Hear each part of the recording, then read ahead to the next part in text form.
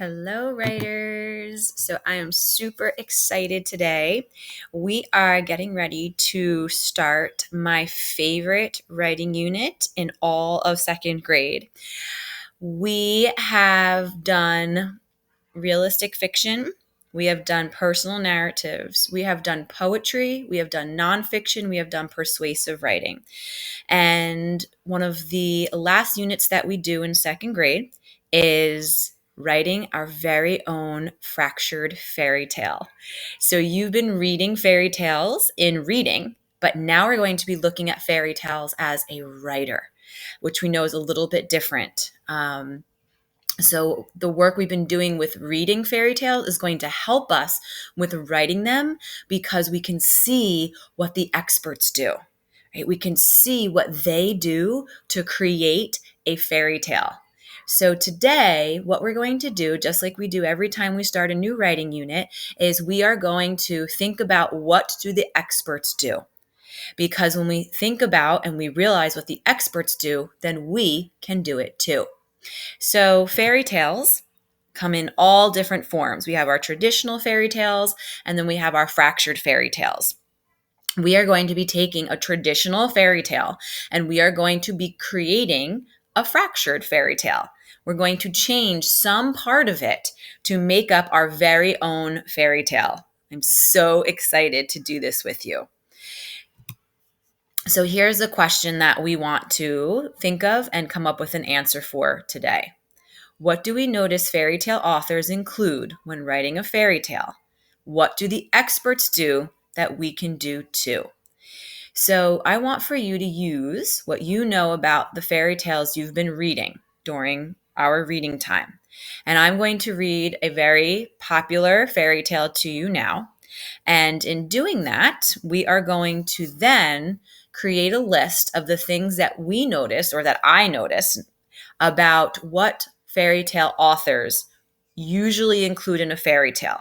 No matter if it's Little Red Riding Hood, Three Little Pigs, Goldilocks and the Three Bears, Gingerbread Man, Jack and the Beanstalk, Princess and the Pea, no matter what fairy tale, most fairy tales include the same things. So let's read one and find out.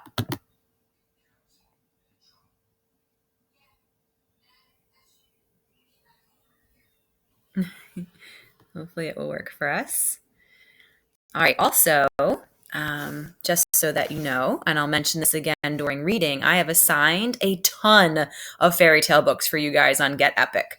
So you can use that for reading, and you can also use it to help you with your writing to get some ideas. All right, so this is a traditional story of the Three Little Pigs. And as I read it, I'm going to think about what do I notice in the Three Little Pigs that the author does that I also notice in lots of the other fairy tales that I read. Remember, I'm looking at this as a writer, not a reader. I'm looking at it as what does the author do with their writing when writing a fairy tale that I'm going to do when I write my own fairy tale. Once upon a time, an old mother pig and her happy family fell into misfortune, and so she sent her 3 little pigs out into the world to make their own way.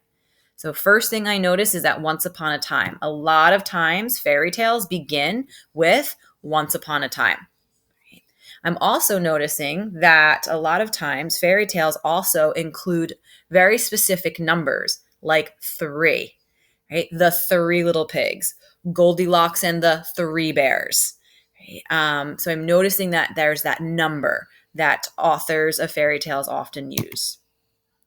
The first little pig went out into the world. He soon settled down and built himself a little house of straw. Before long, a big bad wolf came along and saw the little house of straw. He looked into the window and saw the first little pig inside. The big bad wolf knocked on the door and called, little pig, let me in."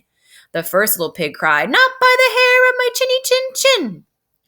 So as I read this page, that famous big bad wolf shows up. A lot of fairy tales have the big bad wolf, but not every fairy tale. Fairy tales most often have, though, some sort of bad guy. Doesn't always have to be a wolf, but there's some sort of bad guy. And a lot of times it is a wolf. Right? Something else I notice here is that we have talking animals. Right? In stories that we read, sometimes that are fiction, we have talking animals. So we notice that in fairy tales as well. Not every fairy tale has talking animals, but a lot of times it does. So fairy tales are make-believe with talking animals, and a lot of times they have a bad guy. Not just the Three Little Pigs, but in many of the other books that we read. Then I'll huff and I'll puff and I'll blow your house in, growled the big bad wolf. And he huffed and he puffed and he blew the house down. The big bad wolf found the first little pig and he gobbled him up. The second little pig went out into the world. He soon settled down and built himself a little house of sticks. Before long, the big bad wolf came along and saw the little house of sticks. He looked in the window and saw the second little pig inside. The big bad wolf knocked on the door and called, little pig, let me in." The second little pig cried, "Not by the hair of my chinny chin chin." "Then I'll huff and I'll puff and I'll blow your house in," growled the big bad wolf. And he huffed and he puffed and he blew the house down. He found the second little pig and he gobbled him up. The third little pig went out into the world. He soon settled down and built himself a little house of bricks. Before long, the big bad wolf came along and saw the little house of bricks. He looked in the window and saw the third little pig inside. The big bad wolf knocked on the door and called, little pig, let me in." The third little pig cried, "Not by the hair of my chinny chin chin." "Then I'll huff and I'll puff and I'll blow your house in," growled the big bad wolf. And he huffed and he puffed and he huffed and puffed again, but he could not blow down the house of bricks. The big bad wolf knew he would have to be clever to catch the third little pig. "Little pig," he called, "I know where to pick the sweetest turnips. Come out and I'll show you." "No, thank you," said the pig politely. He knew the wolf was trying to trick him. "I don't like turnips." And the big bad wolf went away. So, as I'm reading, I'm noticing something else a lot of fairy tales have, which this one has as well, is there's usually some type of hero. Somebody who is smart, somebody who saves the day, and I'm thinking and knowing this story that the author has made this third little pig that character, right? This is the hero of the story, the smart one, the one that's going to end up getting the bad guy. The next day, the big bad wolf came back. "Little pig," he called, I'm going to the fair. Will you come with me?" "No, thank you," said the pig. "I have no money for the fair." And the big bad wolf went away again. The next day, the big bad wolf came back once more. "Little pig," he called, "the best apples grow in Farmer Brown's garden. Come out and I'll show you where they are." The pig knew the big bad wolf would never leave him alone. He had a plan. "I'll meet you tomorrow at 5 o'clock, he replied. The next day, the pig ran out of his house at 4 o'clock. He ran to Farmer Brown's garden. He picked a big basket of apples and ran home again. He put a big pot on the fire to heat water for his tea. The big bad wolf came back at 5 o'clock. "Little pig," he called, "are you ready to go to Farmer Brown's garden?" "I've already been and come again," said the pig. At this, the wolf grew angry. He had tried to trick the pig 3 times, so there's that number again, 3, and it had not worked. He wanted to eat the pig now. He got a running start and leaped high into the air. He landed on the roof with a loud thump, and he jumped down the chimney and splash landed in the big pot of boiling hot water. That was the end of the wolf, and the little pig lived happily ever after in his little brick house. All right, so let's go back. And I actually already thought about all of the things that fairy tale writers, authors include in their fairy tales. And I have a poster that we're going to look at. And tell me, or you can't actually tell me, but as you look at it with me, see if you agree and notice the same thing in many of the fairy tales that we have been reading, including the one we just read. All right, so make-believe story. Yep, right? All of the fairy tales we've been reading are make-believe stories.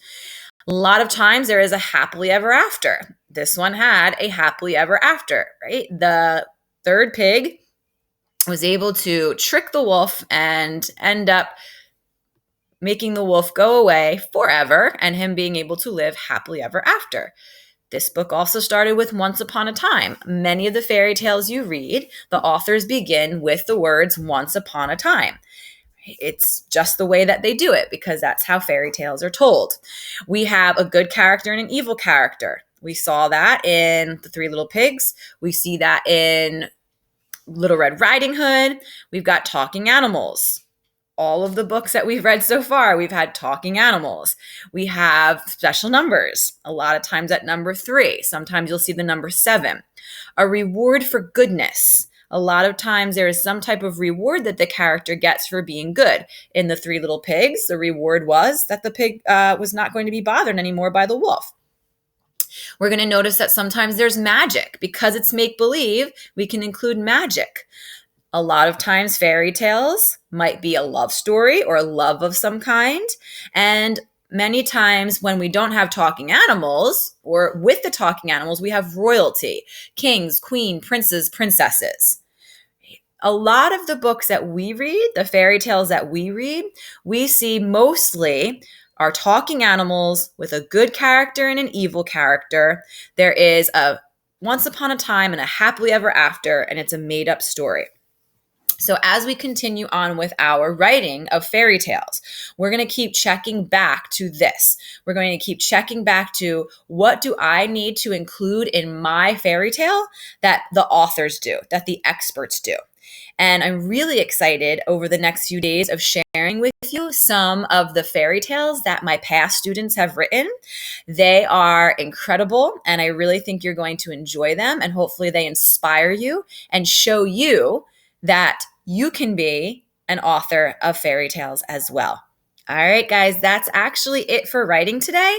I'm not going to have you do anything. It's just an immersion day. So if you would like to go on to Get Epic, if you would like to read some fairy tales and see if you can find some of the things from this poster, can even jot them down on sticky notes like we do in class when we go through a book and we find the things that the experts do.